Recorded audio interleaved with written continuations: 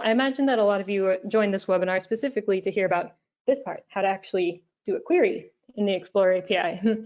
So the Explorer API is, here we go, is designed to be easily queryable from directly inside the platform.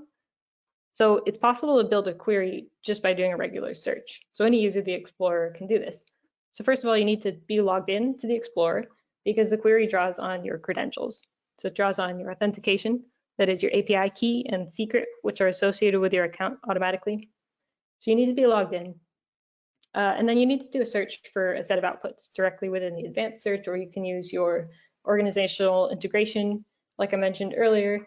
So searching for a department or an author or just your institution, you can use those. And then you'll navigate to the tab corresponding to the endpoint that you want to use. And then in the export function, you can open the results in the API. So as I mentioned, this utilizes your authentication, so your API key and secret, and generates a digest, which I'll go into more shortly. Here's an example of a query that I did in the full database for the keyword frogs, which for some reason is my go-to keyword search. Who doesn't love frogs?